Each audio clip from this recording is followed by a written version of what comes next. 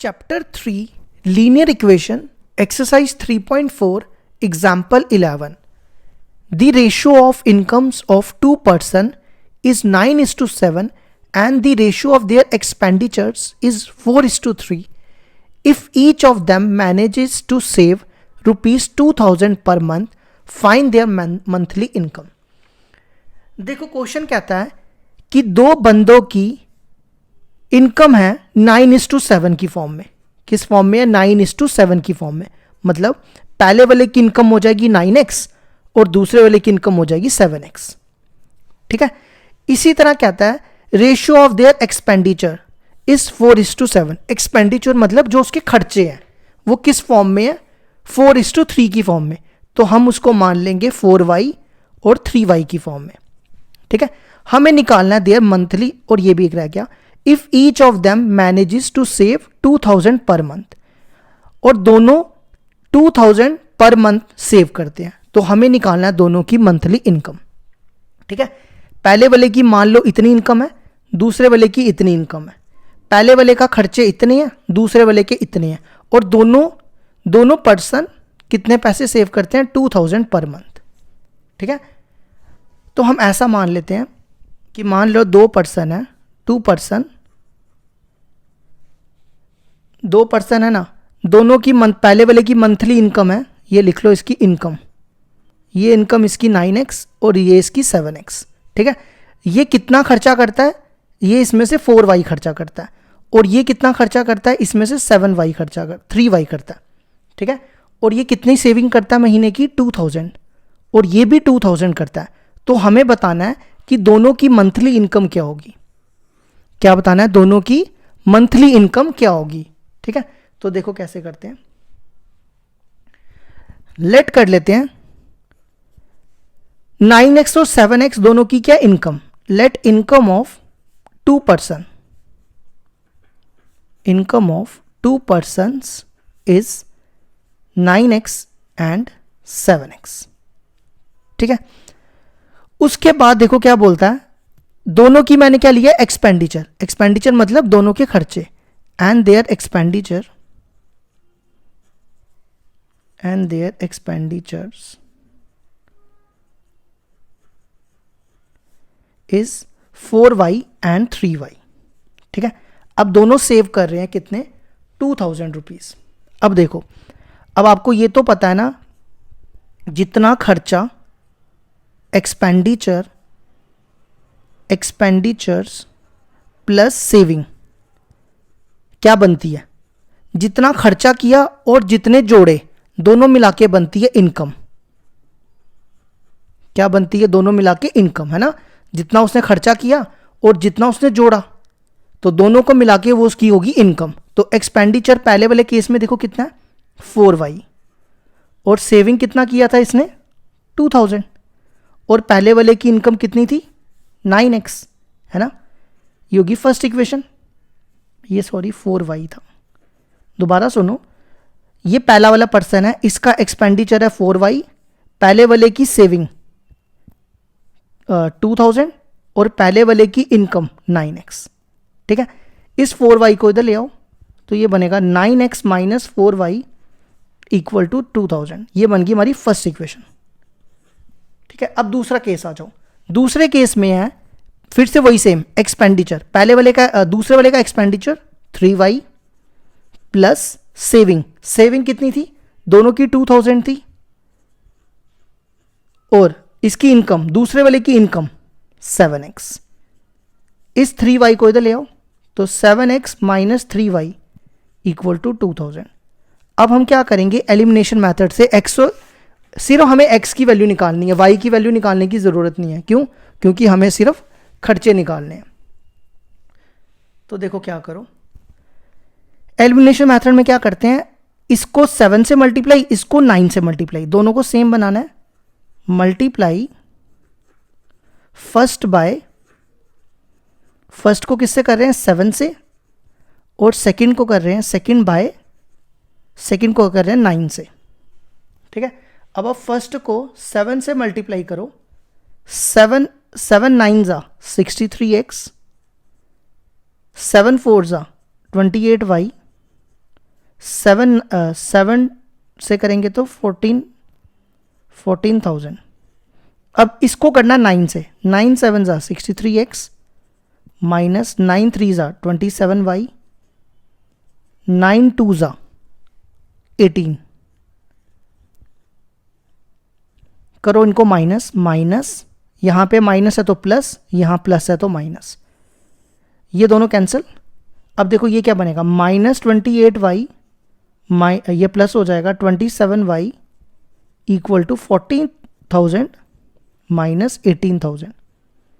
कितना बचेगा, ये minus y equal to minus 4,000, तो y की वैल्यू आ गई 4,000। अब हम x की वैल्यू निकालेंगे।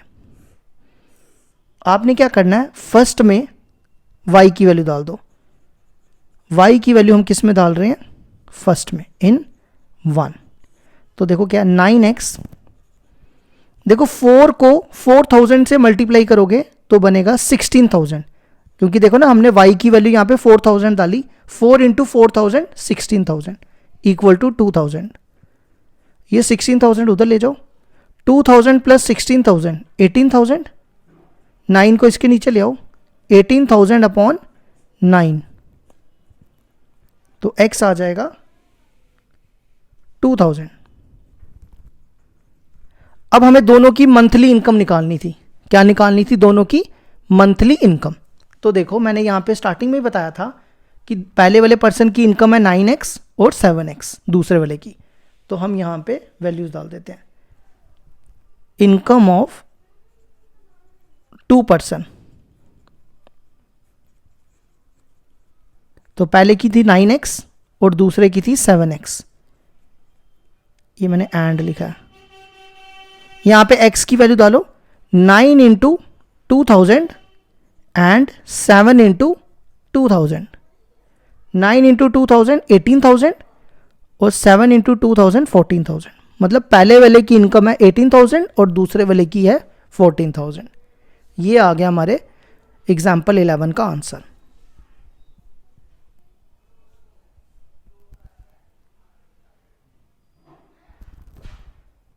एग्जाम्पल 12 है हमारे पास, use elimination method to find all possible solutions of the following pairs of linear equation 2x plus 3y equal to 8, 4x plus 6y equal to 7।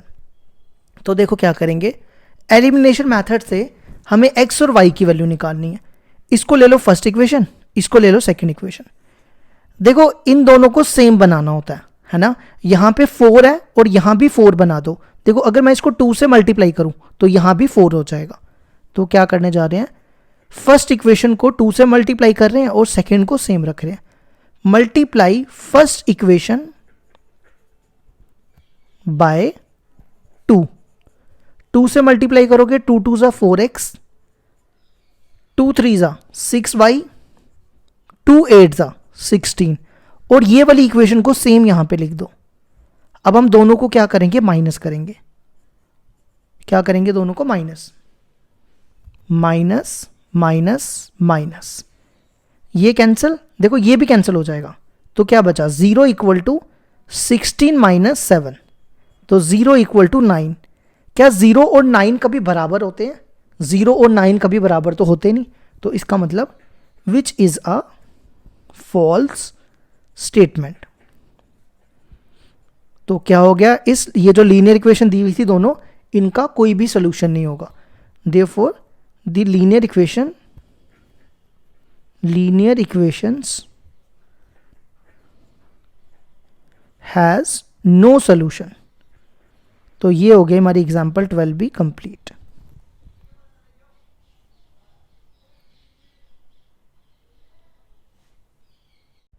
Example 13 है हमारे पास, the sum of a 2-digit number and the number obtained by reversing the digits is 66 if the digits of the number differ by 2, find the number and how many such numbers are there। देखो question क्या कह रहा है, सबसे पहले ना मैं आपको 2-digit नंबर के बारे में बताता हूँ। देखो थोड़ा सा ना आपको पता ही होगा, मुझे पता है आपको पता है, लेकिन मैं थोड़ा सा कंसेप्ट फिर भी बताता हूँ। देखो 2 डिजिट नंबर कहाँ से स्टार्ट होते हैं, 11 से लेकर 12, 13 सो ऑन 99, ठीक है। अब 2 डिजिट नंबर होते किस फॉर्म में है ये भी देखो।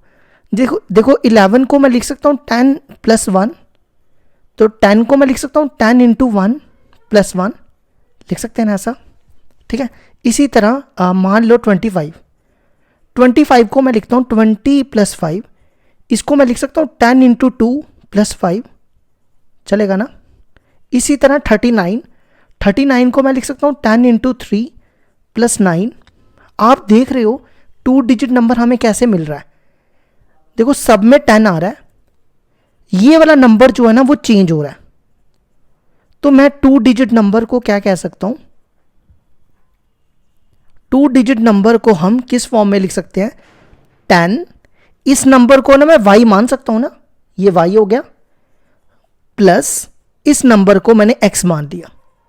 सुनो दोबारा, ये नंबर को मैंने y ले लिया और इस नंबर को x ले लिया, और ये जो y होता है ना, y देखो क्या है 3, तो 3 जो है वो आपको पता ना, ये वंस, ये वंस डिजिट, ये टेंस डिजिट, तो x यहां पे क्या है वंस डिजिट और y क्या है टेंस डिजिट, ठीक है। अब आगे क्वेश्चन समझो क्या कहता है, the sum of a 2 digit number and the number obtain by reversing the digit is 66। मतलब 2 डिजिट नंबर, ये लिखा मैंने जो, ये है 2 डिजिट नंबर, इसका सम और इसके रिवर्स मतलब देखो 10y + x का रिवर्स क्या होगा, मतलब इन दोनों के डिजिट का रिवर्स करना है। x देखो, x को इधर ले आओ और y को इधर ले आओ, ये हो गया इसका रिवर्स, डिजिट का रिवर्स। इन दोनों का सम मिला के 66 दिया हुआ है। उसके बाद कहता है digits of the number, digit कौन से हो गए, ये वाले डिजिट्स, ये इन दोनों का डिजिट, मतलब इसको मैंने y लिया हुआ है और इसको x लिया हुआ है, इन दोनों का डिफरेंस 2 के बराबर है, तो बताओ वो नंबर क्या होगा, नंबर मतलब 10y + x क्या होगा। तो देखो कैसे करेंगे, सबसे पहले हम मान लें कि ये x जो है वो यूनिट डिजिट है और y जो है वो टेंस डिजिट है। Let unit digit equal to x और टेंस डिजिट मान लो, tens digit equal to y, और नंबर मैंने आपको क्या बता दिया, number equal to 10y + x, और रिवर्सिंग नंबर भी निकाल लें, reversing number equal to, reversing number मतलब इन डिजिट का रिवर्स करके, इसको इधर 10x + y। अब क्वेश्चन कहता है कि 2 डिजिट नंबर और रिवर्सिंग नंबर का सम 66 है, मतलब इन दोनों का सम 66 के बराबर है। अकॉर्डिंग टू क्वेश्चन इन दोनों का सम 10y + x, ये एक नंबर आ गया, और रिवर्सिंग नंबर 10x + y, दोनों का मिला के 66 है, ठीक है। तो x + 10x 11x, 10y + y 11y = 66। इन दोनों में से 11 कॉमन, ये बचेगा x + y = 66। 11 को यहां से काट दो, 11 6 66, तो x + y = 6 आ गया। ये बन गई हमारी फर्स्ट इक्वेशन, ठीक है। अब क्वेश्चन क्या देखो आगे क्या कहता है, डिजिट का डिफरेंस मतलब ये दोनों डिजिट है ना, इन दोनों का डिफरेंस कितना है, 2 है, तो मतलब x माइनस, यहां पे x - y = 2। अब देखो इसने ये नहीं कहा कि यूनिट डिजिट और टेंस डिजिट का मतलब पहले ये होना चाहिए बाद में ये होना चाहिए, ऐसा भी हो सकता है ना कि जैसे मैंने x - y = 2 लिखा तो y - x भी 2 हो सकता है। इसने ये कंडीशन थोड़ा दी है कि पहले कौन सा आएगा, ऐसी कंडीशन तो इसने बोली नहीं है। तो एक केस ये भी बनेगा, एक केस ये बनेगा और दूसरा केस ये बनेगा y - x = 2, एक केस ये बनेगा, ठीक है। तो अब हम इन दोनों केस को सॉल्व करके वैल्यूज निकालेंगे। ये इक्वेशन, इसको ले लो सेकंड इक्वेशन, इन दोनों को सॉल्व करते हैं पहले, x + y = 6 और दूसरी इक्वेशन x - y = 2। अब आप क्या करो, इन दोनों को मैं माइनस करता हूं, माइनस, यहां माइनस है तो प्लस, यहां प्लस है तो माइनस, ये और ये कैंसिल, ये बनेगा y, ये प्लस वाई हो जाएगा इक्वल टू 6 माइनस 2, ये बनेगा 2y इक्वल टू 6 में से 2 गए 4, y हो जाएगा 4/2, y आ गया 2। ठीक है, अब x निकाल लो, ये वैल्यू उठा के फर्स्ट में डाल दो, सेकंड में भी डाल सकते हो। y की वैल्यू हम किस में डाल रहे हैं, फर्स्ट में, यहां पे। तो x प्लस 2 इक्वल टू 6, ये 2 इधर ले आओ, 6 में से 2 गए 4।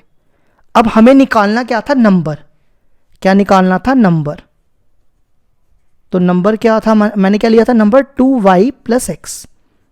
y की वैल्यू यहां डालो 2 और x की वैल्यू 4, तो ये बनेगा 10 2 20, 20 प्लस 4 24। ये आ गया हमारा पहले केस का आंसर।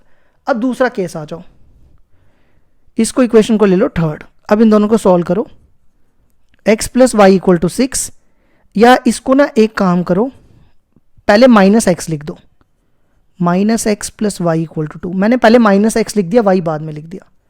अब इन दोनों को सॉल्व करते हैं, minus x plus y equal to 2, करो इनको माइनस, ये माइनस है तो हो जाएगा प्लस, यहाँ प्लस है तो माइनस, यहाँ माइनस, ये दोनों प्लस के हो जाएंगे, x प्लस एक्स, ये कैंसिल हो जाएगा।